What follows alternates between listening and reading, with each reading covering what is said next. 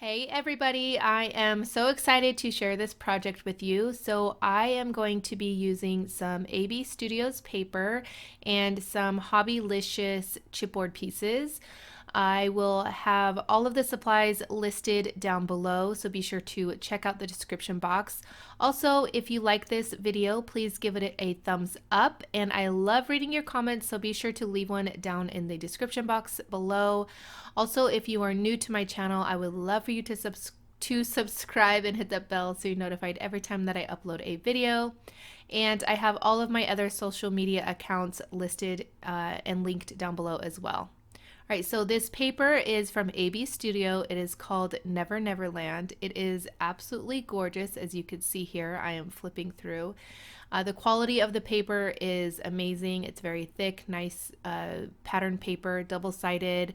And I am going to take one of the, well, actually a few of the papers and cut out some of the elements, some of the florals in the collection. I'm not going to bore you with cutting out every single one, but all of the floral images that I will be adding to my project later came from this paper collection, and you're seeing me cut out a few of them and I fussy cut around them. I believe a scan and cut will most likely work to cut these images pretty well. I don't have one of those, and I do have a Cameo, but I don't want to mess with it to try to get it to cut these floral images out. So I fussy cut, and I absolutely love the Tim Holtz snips. They work really well to fussy cut. They're very comfortable for me to use to fussy cut. All right, so I am going to take some of the Hobbylicious chipboard. I am going to use some Versamark ink and also some Tonic Studios white embossing powder to get these really white. All right, so Hobbylicious had reached out to me and asked if they can send me a few pieces to use in some of my projects, and I went to their website and I fell in love with all of them. So I didn't really mind whatever they sent me. I knew that I would absolutely love.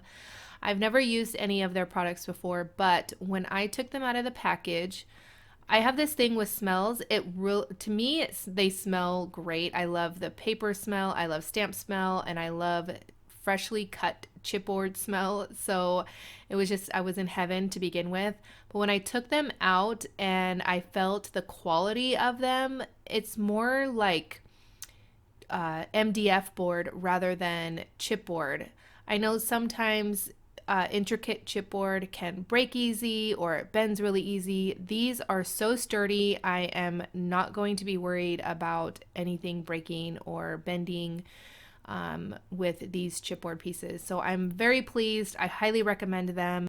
I will link their website down below. I'm sure they have a tab where you can see exactly where to get them depending on where you are in the world. So yeah, and I do want to say quickly that just because a company sends me something does not mean that I am going to use it or rave about it.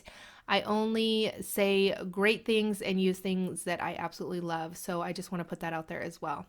All right, so I added a coat of gesso to my canvas here, and now I am using a 49 in Market stamp with some StazOn ink.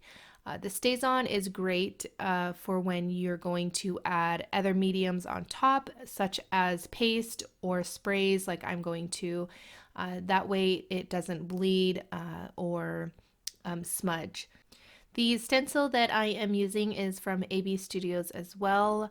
I do not know the name of it, but I will have it linked down below so you guys could check it out. I wanted to keep the same kind of like square themed, and this stencil was perfect.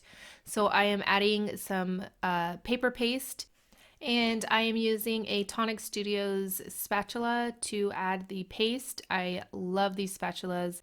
And now I am going to smooth out a lot of the edges from the stencil.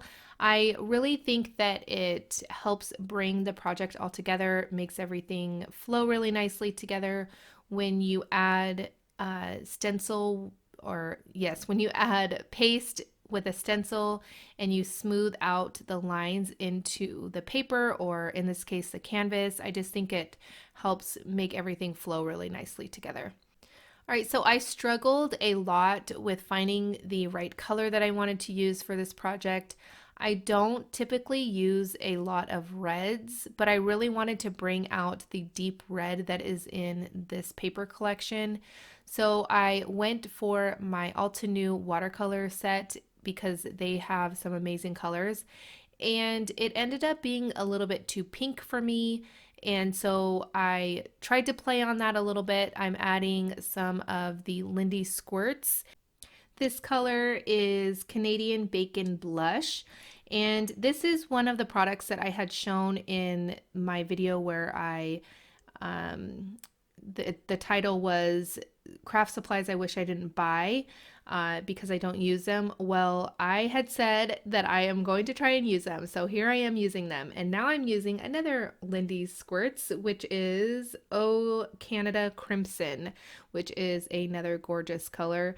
So I didn't like how pink it was, but I still wanted a little bit of that pink to kind of I wanted it to blend nicely out to the red, to the pink, to the white. So I kind of left that more pink, and I'm going to add a little bit more. And I love using a paintbrush when adding color. I have a little bit more control. And I do like the squirts. I've used them in the past. It's not like I've never used them. It's not the first thing I grab. I tend to use a lot more sprays than I do this type of medium. But I will say that I like that I can have more control when I'm adding the color on to the project, because normally I will take the nozzle out and I'm always worried that I'm going to knock it over. In this case with the squirts, because of the type of top it has, you just squirt it on, hence the name. So it's really nice to have, and I probably will be using these a little bit more often, or I will try to use them more often because they are really, really beautiful colors. All right, so I wanted to add a little bit more depth to the project, so I added just a little bit of black impasto paint to the background there, and I added a ton of water so that it kind of blended together really nicely and created a lot of depth. Here is all of the floral images that I had cut out from the paper, and I'm just adding a coat of clear gesso to them. I don't really know exactly what I'm going to do on top of everything. I know that most likely I would add splatters, and I didn't want the spray to soak into the paper. I wanted it to sit on top so that I get a really nice splatter look. All right, so I'm going to start arranging all of the the floral images that I had cut out, and also all of my embellishments. So here is the chipboard that I had added embossing powder to earlier. And then I am going to add that large floral cluster, which is so gorgeous. It didn't really take too long to cut these out because they were pretty simple, but they are just super gorgeous. I cannot get enough of them. All right, so this is a resin piece from Prima. It is one of my favorites. I use these all the time and I'm constantly having to buy them because I use them as soon as I get them. I cannot wait to use them, but they are definitely a must-have in my craft room and for my crafting. All right, so I wanted to pop up the picture and I wanted to make sure that it was nice and sturdy on my project. So I added some cardboard. I am out of foam. I have to get some foam. So I'm using up some cardboard pieces that I have kind of laying around. And I used some of the pattern paper to mat my photo onto it. And I'm using Fabri-Tac to glue everything down. I really like Fabri-Tac because it gives me a lot of playtime. If I want to move something around, when I'm trying to figure out placement for everything. So I'm adding some more floral clusters that I had cut out underneath the photo. I really want a lot of different layers on this project, so I'm adding some flowers underneath the frame and then underneath the picture, and then I'll add some more here and there. All right, so I am going to take another chipboard piece and layer it underneath that photo. And I absolutely love how these look. All right, and if you haven't noticed, this video is a little bit longer than usual. I did keep quite a bit more than I normally do in this video because I am seeing that there is a lot of new mixed media or new subscribers that are new to mixed media on my channel. So I definitely wanted to make sure that I kept a lot of this in for all of the newbies out there that are still learning. All right, so I am now going to take some flowers and more of the floral images that I had cut out. These flowers are from the Darcelle collection, I believe is how you pronounce it, from Prima. They're absolutely gorgeous and perfect color to match that deep red in this paper collection. So I have the Darcelle collection, but I just haven't used it, and I'm glad that I have all of these flowers for this project because this color is just perfect for this project. All right, so I am going to continue to add flowers here and there. And to add even more texture and interest to my projects, I like to add upholstery thread. This is different than regular sewing thread. It's thicker and it has almost like a wax coating, so it kind of stays where you put it with a lot of dimension to it. Regular sewing thread will kind of sit flush or it doesn't have a lot of movement to it like the upholstery thread does. So I add that underneath a lot of my flowers. I just think it gives a lot of interest and just another texture to your project. I am now taking some of these smaller flowers that I had cut out from the paper and kind of tucking them here and there where I feel like there is empty space or there needs to be something extra on this project. I really like using the paper collections as some of my embellishments. I think that it's a great way to use up your papers. So if you're anything like me, you have a ton of papers that you could probably cut up and use as ephemera, especially like papers like this where paper collections and companies that don't have ephemera to go with their collections, they're kind of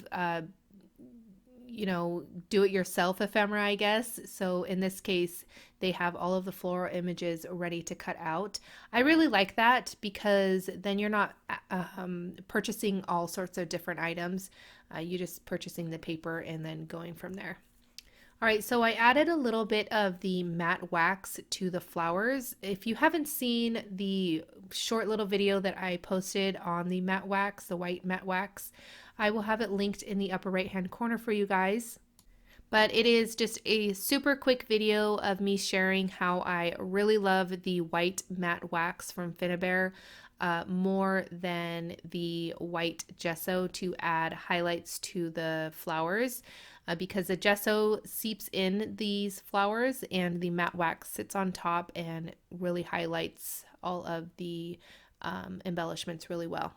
So I did try to use the matte wax to tone down a lot of that red. It didn't work as good as adding it to the flowers, but it is definitely something that I think that if you like to create projects like this, you definitely need in your stash. All right, so I added a title. I cannot remember where this chipboard title came from. It was just in my random bin. And now I am going to add some splatters, of course. You guys know I absolutely love splatters, so I am using the Picket Fence Distress Spray. Sorry, I had to think for a second. And I just take the nozzle out and just go to town. In a project like this, I add a little bit more splatters than I really want, only because I know some of these splatters are going to absorb into that color and kind of mix into that color because I did use water-based sprays and the watercolors. All right, so now I'm going to add some soft matte gel. I'm adding it in different little areas where I am going to want to put some art stones. I am loving adding the art stones and leaving them their natural color. And I just think it adds just that extra little texture to your project and interest. And that's what mixed media is all about. This type of mixed media, there is tons of different styles of mixed media, different looks. But for this, what I like to make, it's all about layers and different textures, and the art stones are perfect for this because I use these all the time and a little bit goes a long way. So what I do is I add the gel and then I will add the art stone. So I start with the bigger ones and then I will go in with the mini art stones and fill in all of the little areas that the regular art stones don't cover, because I don't want a lot of space in between the art stones. So the mini art stones just kind of go in here and there where and kind of fill in all of those other little areas. And I tap them off. I should have used probably a 12 by 12 piece of paper because this is a little bit bigger project. But you definitely want to save those because you don't want to waste any. All right, that is going to complete my project. Here is a look. I would like for you guys to go over to my website and check out the photos and supply list and the video and all of the other information over there as well. If you liked this video, please give it a thumbs up. Again, if you are new to my channel, I would love for you to subscribe, and here is a couple more videos you might enjoy. Also, leave me a comment down below. I love reading them and I love interacting with you guys. I want to thank you guys again for watching, and I'll catch you guys later. Bye.